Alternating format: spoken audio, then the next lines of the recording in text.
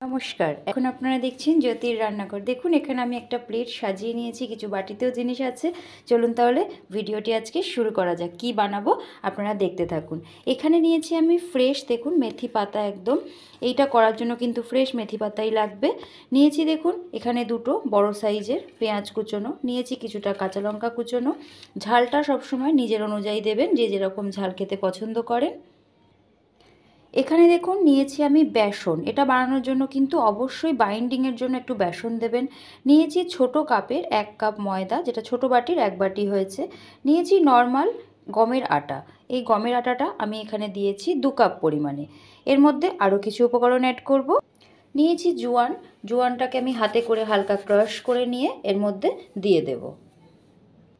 স্বাদ অনুসারে নুন, এখানে 1 চামচ নুন দিলাম।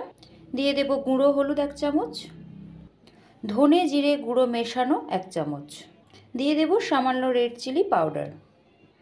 আমি এখানে লেবুর রস ব্যবহার করছি, কেননা আমার হাতের কাছে আজকে টক দই নেই, সেই কারণে আমি এখানে হাফ লেবু কেটে দিয়ে দিচ্ছি। আগে হাফ দিয়েছি, এখন আরও হাফ দিয়ে দিলাম। দিয়ে দেব রিফাইন্ড অয়েল 1 চামচ। যেইভাবে আমরা আটা মাখি এটাকে কিন্তু খুব ভালোভাবে আগে মিশিয়ে নিতে হবে, কারণ এখানে অনেকগুলো জিনিস দিয়েছি আমি। আর এটা একদম আটা মাখার মতন অতটা নরম করতে হবে না, একটু শক্ত করে যেভাবে মাখা হয় সেটা মেখে নিতে হবে, কেননা এখানে যে পেঁয়াজ আছে মেথি পাতা আছে এটা কিন্তু একটু পরে জল ছাড়বে। আমি এখানে নিয়েছি গরম জল, গরম জল দিয়ে মাখলে খুব ভালো হয়। আমি সেইভাবে মেখে সম্পূর্ণটা রেডি করে আপনাদেরকে দেখাবো। দেখুন ঠিক এই রকমভাবে মাখতে হবে, এর থেকে বেশি নরম এটা করা যাবে না। এবারে মিশিয়ে দেব উপর থেকে আরও একটা উপকরণ, দিয়ে দেব কিছুটা সাদা তেল। এটা তেলটা মাখিয়ে রাখলে খুব ভালো হবে এবং এটা ভালো ময়নটাও ধরবে। এবারে আমি অপেক্ষা করব মোটামুটি আধা ঘন্টার মতন এইভাবে স্ট্যান্ডিং টাইমে রেখে। ফিরে আসলাম দেখুন সম্পূর্ণ আমি আধা ঘন্টা পর। কেমন সুন্দর এটা একটা সফট ডো হয়ে গেছে দেখুন, ঠিক এই রকম ধরনের হয়েছে। এবার হাত দিয়ে একটু ভালোভাবে আরেকবার মেখে নেব। ওখান থেকে দেখুন এই সাইজের আমি একটা ডো তৈরি করে নিয়েছি। নিয়ে এটা এবার ভালোভাবে যেভাবে আমরা রুটি বেলি সামান্য একটু আটা বা ময়দা দিয়ে গোল গোল করে বেলে নেব। দেখুন একটু বেশি করে আটার গুঁড়ি বা ময়দার গুঁড়ি দিয়েও আপনারা বেলতে পারেন।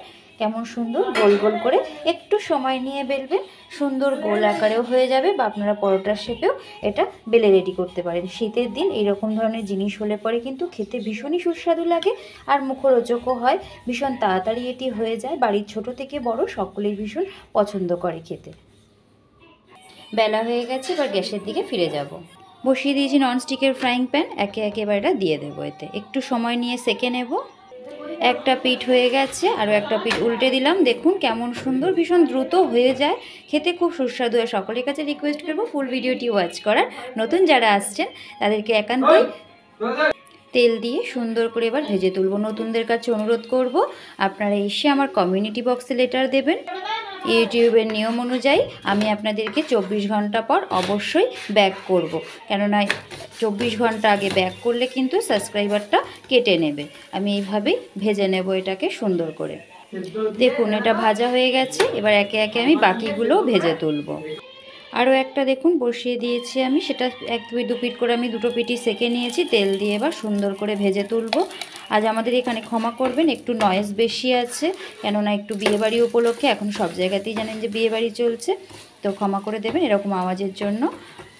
দেখুন কেমন সুন্দর এটাও ভাজা হয়ে গেল। এবার লাল করে ভেজে আমি এটাও তুলে নেব। গ্যাসের ফ্লেমটা এবার মিডিয়ামে দিয়ে লাল করে ভাজবো।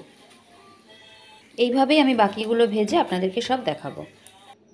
সবগুলো মেথি পাউডার দেখুন রেডি হয়ে গেছে। দেখুন কেমন সুন্দর সফট হয়েছে একদম। দেখুন এই দেখুন একদম সফট মতন পরোটা। আপনারা এইটি বাড়িতে করে খেয়ে দেখতে পারেন, খুব চটজলদি হয়ে যায়। শীতের দিনে তো বেশ ভালোই লাগে।